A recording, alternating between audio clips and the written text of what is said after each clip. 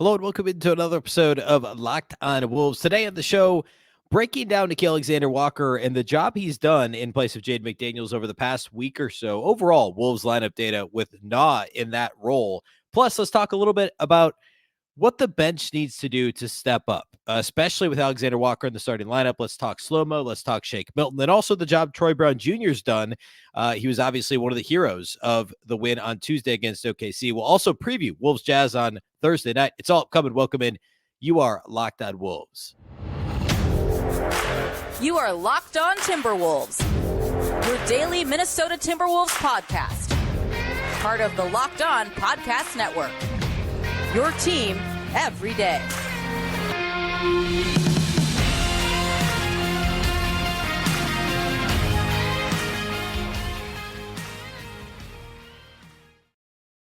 Hello and welcome to the Locked on Wolves podcast, part of the Locked on Podcast Network, your team every day. My name is Ben Beecken. I'm the host of Locked on Wolves. Today's episode is brought to you by Game Time. Download the Game Time app, create an account, and use the code LOCKEDONNBA for $20 off your first purchase. A big thank you, first of all, before we get into lots of stuff here today on the show, lineup data, the bench unit, and also previewing Wolves Jazz. A big thank you off the top here for making Locked on Wolves your first listen every day. Of course, this show is free and available everywhere, including YouTube, as well as all of your favorite audio platforms. Hearing from many of you that are seeing on your Spotify Wrapped that Locked on Wolves made your top 5.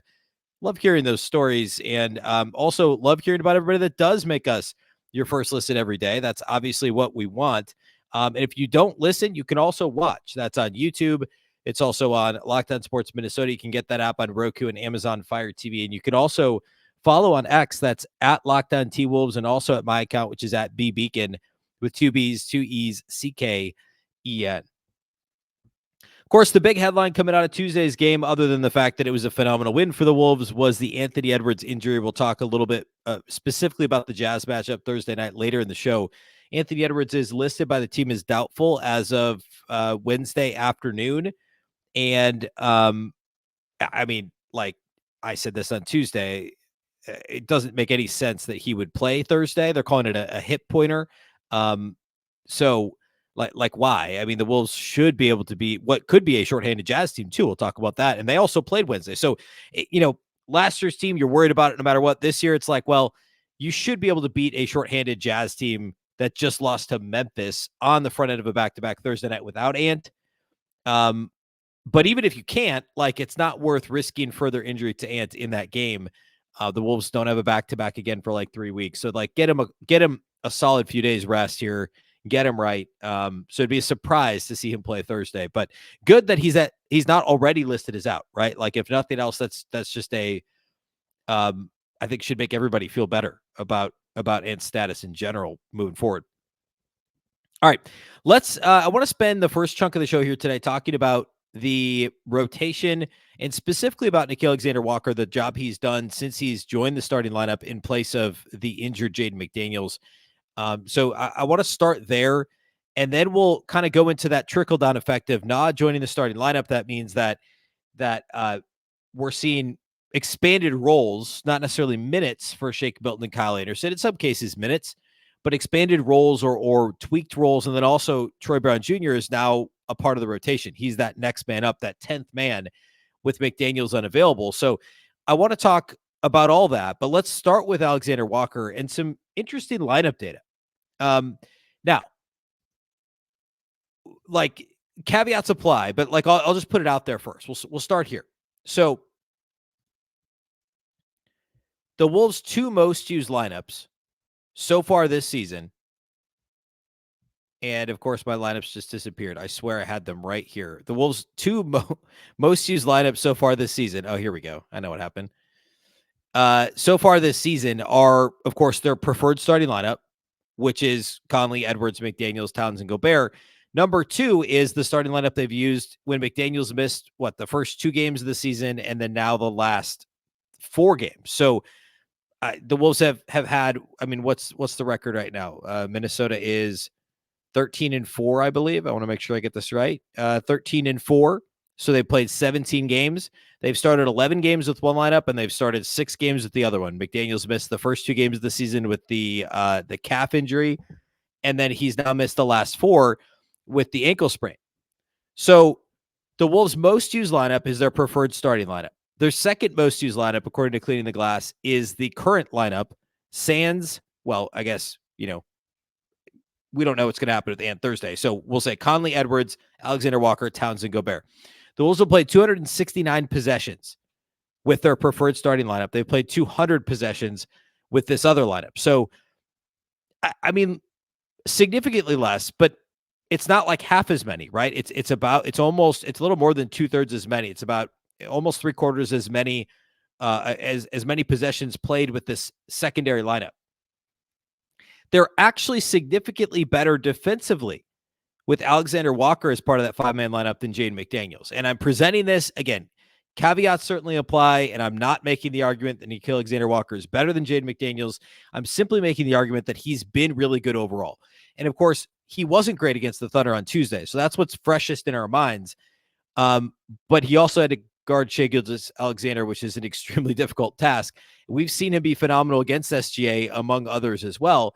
So overall this season, those lineups with Alexander-Walker along with Conley, Edwards, Townsend, Gobert are allowing just 107 points per 100 possessions. That's 71st percentile among 5-man units league-wide. They are in the 75th percentile in terms of turnover rate as a 5-man unit defensively, and 82nd percentile in terms of opponent free throw rate. The offense hasn't actually been as good. Now, the margin's a little bit lower. It's less than a 4-point difference offensively. Defensively, they've been 6.8 points better per 100 possessions with Alexander-Walker in the lineup instead of McDaniels. So you look at the overall, essentially the net, right? The difference between the two. It's a plus 7.5, a 62nd percentile 5-man lineup with Alexander-Walker, and a plus 4.4, which is 54th percentile with McDaniels. Again, not suggesting that it's better that Alexander-Walker's in the lineup instead of McDaniels. Just stating the facts where we're at, which again, I think tells the story. It says more about how good Alexander-Walker's been, along with the rest of the Wolves starting lineup, than it does say anything about McDaniels, because we know what McDaniels can do. We know what he's done. We know what he is becoming, apparently, what it seems like he's becoming in terms of a well-rounded, two-way player and one of the league's very best overall, not just perimeter, but overall defenders. It just speaks to how good Alexander-Walker's been so far this year. And it's easy to forget that because he wasn't good, last time out. But before the McDaniels injury, there was that stretch of games that started really, I guess, the Spurs game, but especially in Golden State, he started to play extremely well. And actually go all the way back to that Pelicans game on November 8th when he didn't score, but he had 8 assists in that game. And then from that point forward, he had a 9-4 against San Antonio. He scored 10 against Golden State, knocked down a couple of threes in that game, had 8 in that bad game against Phoenix for, bad for the team. And then he had a 10-point game off the bench against the Pelicans, an 11-point game against the Knicks. It was just kind of this run of solid performances off the bench with really good defense, timely shot making, etc.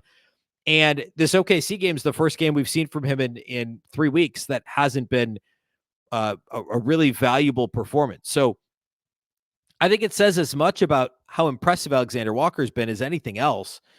And that's it to me. That's really interesting data. I was surprised to see that. Again, that's over at Cleaning the Glass. And I think a chunk of that is probably because he fouls a lot less than Jaden McDaniels does. And, I mentioned the free throw rate, like 40th percentile in terms of free throw rate defensively with McDaniels in that 5-man lineup versus 82nd percentile.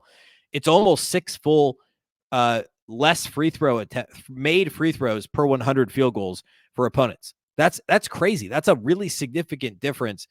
And it's just because in my opinion, it's because he just fouls less than Jaden McDaniels does.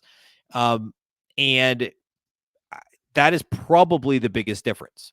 Now, offensively, it surprised me a little bit too, because it feels like Alexander-Walker's been playing well offensively, but there's also a little bit more familiarity and flow with when McDaniels is on the floor too. So I'm sure that contributes to it. So anyway, just putting that out there to underscore how good Alexander-Walker's been for this Wolves team so far this season, especially when playing with the starters, when he doesn't have to, because a lot of times His overall play gets influenced because when he's with that bench unit, it's him and Shake Milton occasionally that are kind of flip-flopping who's initiating offense, and he ends up with the ball in his hands a bit more. Whereas when he's playing with the starters, it's really a catch and shoot or scoring in transition. That's what the deal is, right? Like he's not trying to overextend and do anything else.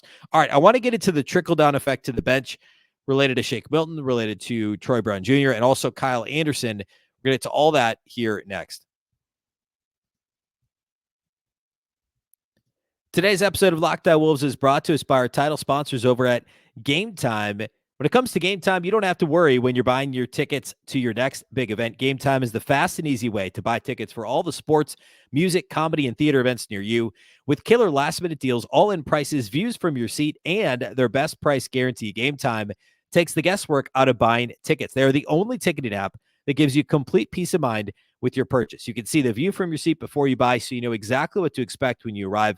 All-in prices show you your total up front, so you know what you're getting, including that great deal that you'll get without hidden fees. You could buy tickets in seconds with 2 taps. They also have exclusive flash deals and sponsor deals on tickets for football, basketball, baseball, concerts, comedy, theater, and more. With zone deals, you can pick the section, and Game Time picks the seats for an average of 18% savings. Download the Game Time app, create an account, and use the code LOCKEDONNBA for $20 off your first purchase. You can take the guesswork out of buying tickets with Game Time. Again, create an account and redeem the code LOCKEDONNBA, LOCKEDON for $20 off. Terms apply. Download Game Time today.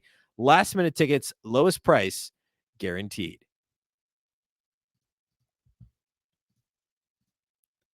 Locked On has launched the first ever national sports 24/7 streaming channel on YouTube. Locked On Sports Today is here for you 24/7, covering the top sports stories of the day with the local experts of Locked On, plus our national shows covering every league. Go to Locked On Sports Today on YouTube and subscribe to the first ever national sports 24/7 streaming channel. All right, let's talk more bench unit. Slow-mo, Kyle Anderson, let's start there. So it's no secret Shake Milton has had a rough start to the season. I want to touch on that a little bit, but Kyle Anderson to me is the weirder one, and also at the same time encouraging. We haven't talked much about Kyle Anderson on the show. The discourse around slow-mo has not been nearly as negative as the discourse around Shake Milton, and rightfully so, right? Slow-mo's had a better season. He's a better overall player. There's no question about that. I realize this is dangerous territory if I say anything that's not overwhelmingly positive about Kyle Anderson. I love Kyle Anderson too. He has not played to his standards yet this season, especially on the offensive end of the floor. And he's played a little more forward than I think we expected him to early this season, in part due to foul trouble and things like that. And also they've just played more big lineups. We expected him to play, or sorry, I said that wrong. They played smaller, I think maybe a little bit more frequently than we would have expected albeit through 17 games. But he's playing a little bit more 3 this year than he did last year, certainly. Last year, Kyle Anderson had his worst rebounding season of his career. Only a 10.5% rebound rate. It was by far his, not really by far. It was a big dip from what he'd done in Memphis when he played a lot of even 5 with the Grizzlies the year prior. But it was a career low rebound rate. This year, that rate's dropped almost 2 full percentage points. It's only an 8.7 rebound rate. His previous career low was last year at 10.5%. He's seen his assist rate dip. He's seen his steal rate dip. He's seen his turnover rate spike. And he's at the 3-point percentage last year was obviously career high, 41%. That was, everyone knew it was fool's gold. He was really good from the corners, not good above the break. And he was only shooting like a little over 1 3-pointer per game, if I'm not mistaken. Yeah, 1.5 3-point attempts per game last year. And he shot 41%. This year, he's 18%. He's 2 of 11 so far this season on 3-point attempts. He's not a 3-point shooter, right? But still, that 1.5 attempts per game going down to, less than 1 attempt per game this season, and also shooting 18%. Like that matters, right? On some level, even if it's not a massive volume, the decrease in attempts and the decrease in makes does matter on some level, right? So no matter how you slice it, I just don't think he's been as good offensively as he was last season through 17 games. I think he's been valuable defensively. I think he's been a huge part of how good the Wolves have been, especially that bench unit defensively. He kind of helps anchor that zone at times on defense when Gobert's off the floor, right? We've seen the Wolves go to zone, especially the last couple of weeks with Rudy off the floor. If it's occasionally Nas at the 5, or if it's Cat and Nas on the floor together, they'll play a zone, and Kyle Anderson is kind of in charge of quarterbacking everything when Rudy's off the floor. And he's done a really strong job there. I mix my words. A strong job quarterbacking the zone on defense. On offense, when teams go to zone, we know he's the quarterback of that too, right? He goes to the nail, he gets the pass, he distributes, he hits cutters, he finds the open shooters. And that's all really great. The turnovers are the biggest thing for me. He had 4 again the other night against OKC. It's just uncharacteristic. I say all this not because I want to like rake Kyle Anderson over the coals. I say it because we know he's going to improve, right? There isn't like something suddenly that got worse about him to turn the ball over, an extra time per game and, be allergic to rebounding. Like, it's more fluky than anything else, or it's just maybe a slow start to the season. Remember, and like there's examples of this every year, but the one that sticks out from the past couple of seasons was 2 years ago. Remember when Taurean Prince in his first year in Minnesota was shooting like 19% on threes at Christmas, and then he shot like 49% after January 1st or something on threes. And I don't think those numbers are far off. He might have actually been over 50% the rest of the year and finished shooting like basically a career best 3-point percentage. I'm not saying that's where we're at with Kyle Anderson, but this is just a weird season fluky thing, and also being asked to do a few different things role-wise. That's going to even out, right? He's not going to finish the year turning the ball over 21% on 21% of possessions. He's not going to finish the rebound rate below 9%. I really don't think he will. I do think he's going to bounce back in really all of those areas and ultimately be a really valuable piece of the Wolves offense too, not just on defense. So I say this as like a point of optimism that he should improve. There's no reason why he shouldn't. Shake Milton, on the other hand, I shouldn't say on the other hand. Shake Milton, I think there's less variance between what he actually can be and what am I trying to say? Shake Milton is basically what we thought he would be. He's just not making his 3-point attempts, right? Like, there's nothing about the way he's playing that is a surprise. He never was going to be an outstanding defender, and I actually think he's been better defensively than I expected. He's maybe initiating less offense with the second unit, and that's happened less and less and less as his minutes have shrunk, his roles shrunk, and what he's being asked to do offensively has shrunk or has been minimized since he struggled so much early. But like the assist rate right now is his lowest since his rookie season. He's shooting threes. 40% of his shot attempts have been threes. He's only shooting 24% on 3-point attempts. And that's something else that I feel confident is going to bounce back, at least on some level, right? Now, from the corners, he's still shooting 40% on corner threes, which is maybe a little lower than you'd like it to be, but that's not a bad mark. And almost half of his shot attempts are coming from half of his 3-point attempts are coming from the corners, which means he's shooting the ball abysmally. There we go. Abysmally from, I don't know.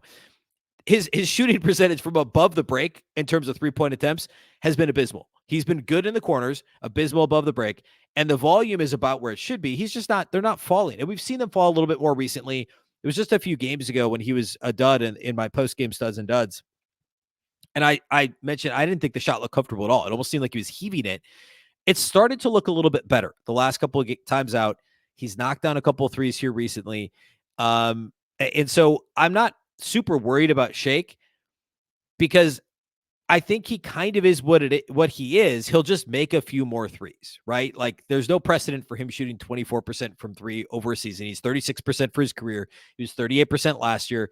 Like, that's going to bounce back. As long as he keeps defending how he is currently and it doesn't backslide there and maybe mixes it a little bit more playmaking on offense when given the opportunity, those shots are going to start to fall, and we're going to see a nice progression to the mean here when it comes to Shake Milton. So expect both of those guys to play better. Real quickly, Troy Brown Jr., he was phenomenal, of course. He scored, 12 fourth-quarter points, I think 17 overall in the win over OKC on Tuesday. I love this acquisition, and I was clamoring for him even after McDaniels got back. It was especially after that Hawks game when the Wolves, McDaniels' first game back was the Atlanta game when they got clobbered 3 out of 4 quarters at Atlanta.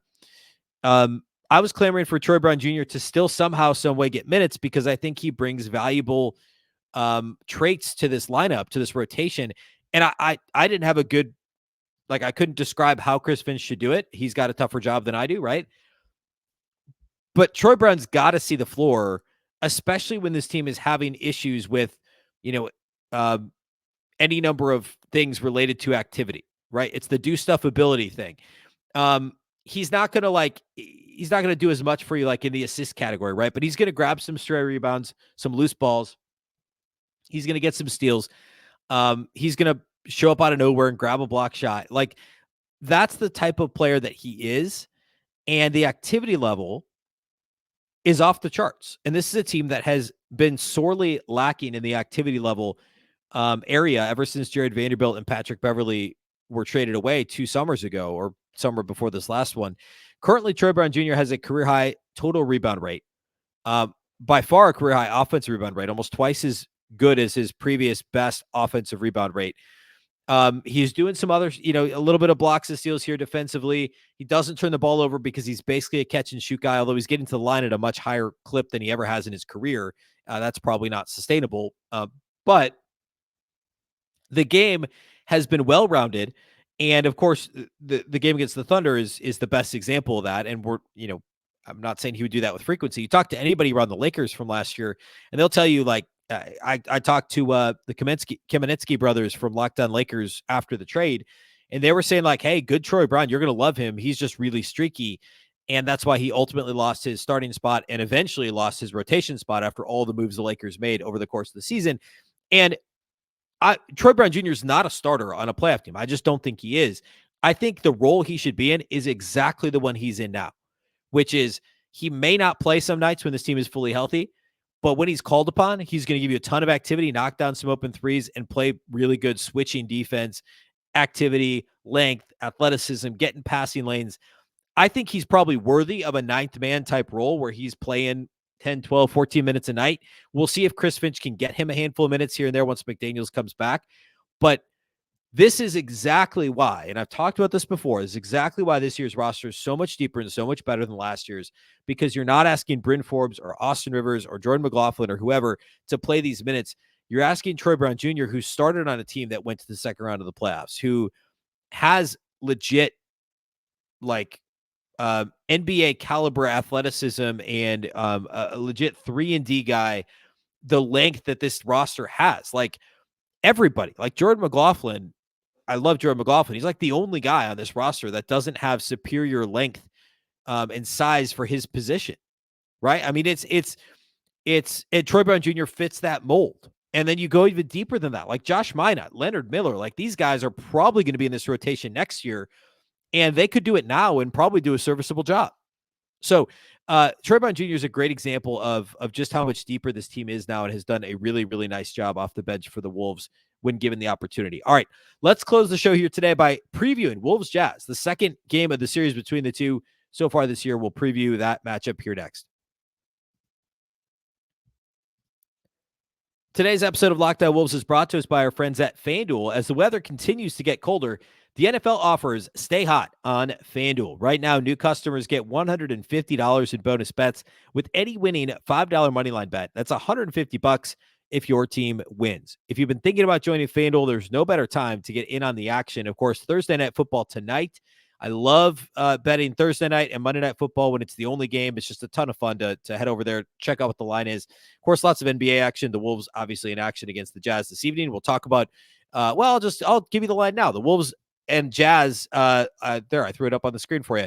It's a minus 10.5 point, or the Wolves, I should say, are a 10.5 point favorites against the Jazz on Thursday night at Target Center. The over-under is at 224.5 points. You can find over-unders like this. You can find spreads like this, player props, and more over at the FanDuel app. It's extremely easy to use. Visit FanDuel.com/lockedon, and you can kick off the rest of the second half of your NFL season and I guess month 2, basically, of the NBA season there. FanDuel, official partner of the NFL. All right, let's talk Wolves Jazz. So Minnesota last played Utah here a couple of weeks ago and beat them by a final score of 123-95. They held Utah to 38.5% shooting and, again, just 95 points. They really locked them down in the fourth quarter, giving up just 18. This was the game. It was Towns' first real big scoring game. He had a big third quarter ended up with 25 for the game. This was, I want to say, maybe 2 games before the Boston game. Or actually, no, it was the Saturday before. Boston was a Monday. This was the Saturday before the Boston game when Cat struggled. But in this one, he had 25 and 7, had a big third quarter, shot 50% from the field, 9 of 10 from the line. Ant had 31 points on 19 shots, and he had 8 rebounds, 6 assists. He also turned it over 6 times. But this was a Cat and Ant-driven game. Nas also had 16 and 5 off the bench. And I mean, the Jazz just, like, all season they've really struggled. But in this game, it was only Lauri Markkanen who had 22 on 20 shots, and nobody else had more than 14 points for Utah. So it was an easy win for Minnesota at home. This one, again, comes in Minnesota, and Utah has really been struggling here of late. Really, all season they've been struggling. So coming into play against the Wolves on Thursday, they're 6-12. They lost their 12th loss of the season Wednesday night at Memphis. It was Memphis's first home win of the season. Jaren Jackson Jr. had 20 points and 6 blocks. David Roddy had 19. By the way, Jalen Noel shot, like, I think it was 0 of 6 or 0 of 7, had no points in some, like 18 minutes off the bench. So unfortunate for old friend Jalen Noel. But anyway, the Jazz lost to the Grizzlies. Memphis's first home win of the season. The Utah Jazz fell to 6-12. Before that, they'd won 2 straight against New Orleans. Before that, though, they lost 4 straight, including losing to Portland, getting blown out by the Lakers, beaten twice by Phoenix. So it's been a disappointing start to the season. I think most people thought Utah would be a little bit better than they have been. Also important to point out, though, the injuries. Lauri Markkanen's now missed 3 straight games, so they actually won their last 2 without Markkanen in the lineup. Those 2 games over the Pelicans, they did not have Markkanen. Kelly Olynyk missed the game. He came in with a questionable tag on Wednesday against Memphis, and he did not play. It was the first game he's missed all season. Would imagine he'd be listed as questionable coming to Minnesota on Thursday, since he had a chance to play Wednesday and didn't. Maybe they just wanted to rest him the first night of a back-to-back. They probably thought that was the more winnable game of the 2, the first night in Memphis versus second night in Minnesota. Jordan Clarkson was questionable on Wednesday before the game in Memphis, but he did end up playing. What did he do? He had 12 points on 4-10 shooting. So, like, they're banged up, right? It seems unlikely Markkanen plays. Olynyk's probably 50-50. Seems probable that Clarkson plays against the Wolves. But that's really kind of it. Walker Kessler's back. He missed a couple of weeks. I can't remember what it was for Kessler, an ankle or something.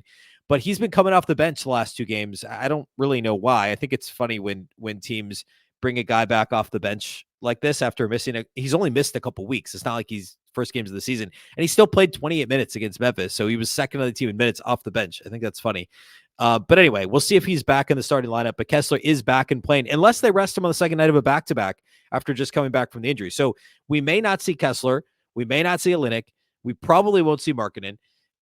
Clarkson probably will play, but he was questionable Wednesday. So it's far from a full strength Jazz team. And the Wolves, of course, have Anthony Edwards as doubtful, and there will, Jaden McDaniels is out, McLaughlin's out. So we're starting to see teams get a little bit more banged up. This matchup for the Wolves is not too bad, right? Like, you look at, here's some of my keys to the game. If the Wolves are patient offensively, they should have no problem against this Utah Jazz team. At this point, this is actually coming into play Wednesday. So before the loss to the Grizzlies, Memphis was 29th in defensive rating.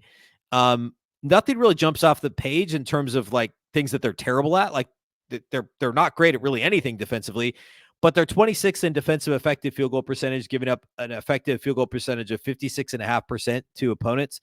So the Wolves are just patient and they hunt for their shots. They don't take the absolute first shot that's available to them, and they don't try and force the issue too much, and they just rotate the ball. Like, this defense does not have, like, Jordan Clarkson is not sticking with the ball rotating side to side a couple of times. He's just not. John Collins, not his forte, right? This is a very beatable team. Walker Kessler would be probably the only, clear dominant, certainly dominant. It would be the only dominant defensive force on this team. He had 6 blocks against the Grizzlies, by the way, on Wednesday. But the Wolves should be able to get what they want offensively as long as they have some level of patience. Additionally, on the defensive end of the floor, the Wolves have to crash the defensive glass. Utah is a good defensive rebounding team. Good offensive rebounding team. They're first in the league in offensive rebound rate, 32%. That means that the number of available offensive rebounds, they grab almost 1 out of every 3 of their own misses. That's crazy. If you look at the game against the Wolves last time around, Wolves and Jazz, they had, I think, 17 offensive rebounds in the game. Obviously, it didn't really make a difference. The Wolves still ended up winning by 28 points.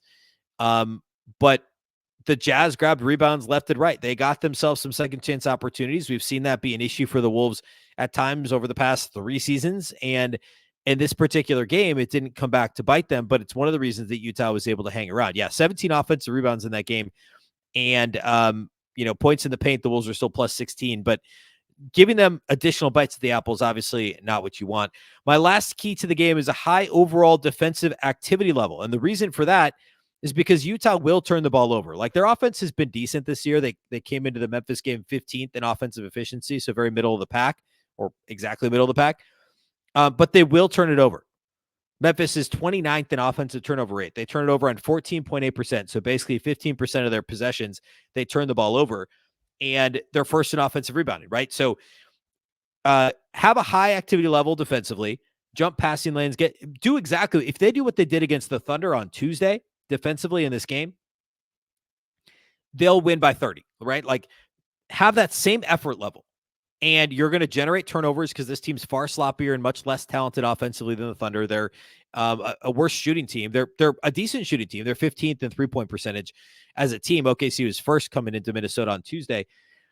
So force them into sloppy passes, force them into turnovers, and the high activity level. Don't get yourselves too out of position by gambling. Stay home, be smart, be active, close out under control. Don't let them get too many bites at the apple in terms of offensive rebounding. I mentioned they're 15th in 3-point percentage. They're also 7th in 3-point attempt rate. So they're going to get their threes up. Close out under control, turn around, box out, secure a defensive rebound. You're going to force them into some sloppy turnovers. If you secure defensive rebounds, you'll be just fine, and you won't give up too many second chances to an offense that's actually decent, but again, prone to turnovers. So those are my 3 keys to this one. One more time, patience on offense. You'll get a shot that you like. Just be patient. Crash the defensive glass. It's the league's top offensive rebounding team. This is a team that didn't have Walker Kessler for a couple of weeks too. And then number 3, have a high overall defensive activity level. Defend frenetically at a frenetic pace, but close out under control. Grab those defensive boards, and you'll have absolutely an opportunity to build a lead against this team. I'll throw up the FanDuel line here once again. The Wolves are favored by 10.5 points, and this is, with the doubtful tag on Anthony Edwards. So I would guess that FanDuel is guessing that Anthony Edwards doesn't play, but also the Jazz have all those injuries that I mentioned already too. Over under of 224.5 for this game. So head on over to FanDuel and check that out. Check out that line if that is something that, I'd be surprised if that line didn't shrink a little, especially if Edwards is ruled out at some point earlier in the day, but keep an eye on that over at FanDuel. If you're not able to watch the game or be at Target Center, of course, you can watch the Wolves take on the Utah Jazz. You can listen to the Wolves take on the Utah Jazz at 7 p.m. Central. Catch every bucket from Wolves Jazz on the Hometown broadcast with SiriusXM. The fantastic Alan Horton with the Hometown broadcast with the call on SiriusXM on the SXM app. Just search Minnesota Timberwolves on the SXM app, and you'll find Mr. Alan Horton and Wolves Jazz. Also, after the show, we will have this we'll have the live postcast on Locked On Sports Minnesota on YouTube. You can listen to the audio. If you can't watch it live on YouTube, you can listen to the audio right here on the Locked On Wolves audio feed overnight tomorrow night after the game. Then this show will be back Friday morning with the postgame podcast talking all things Wolves Jazz as well. A big thank you for making Locked On Wolves your first listen every single day. Of course, this show is free and available everywhere, including YouTube, as well as all of your favorite audio platforms. Wherever you like to listen to podcasts, you can find Locked On Wolves. You can also watch on the Locked On Sports Minnesota app on Roku and Amazon Fire TV. And you can follow on X at Locked On T-Wolves and also at Beecken with 2 B's, 2 E's, CKEN. Locked On has launched the first ever national sports 24/7 streaming channel on YouTube. Of course, Locked On Sports Today is here for you 24/7, covering the top sports stories of the day with the local experts of Locked On, plus our national shows covering every league. Go to Locked On Sports Today on YouTube and subscribe to the first ever national sports 24/7 streaming channel. The Locked On Wolves podcast is part of the Locked On Podcast Network. Remember, the Locked On Network is your local experts on the biggest stories. Once again, I'm Ben Beecken. This is the Locked On Wolves podcast, and we'll catch you next time.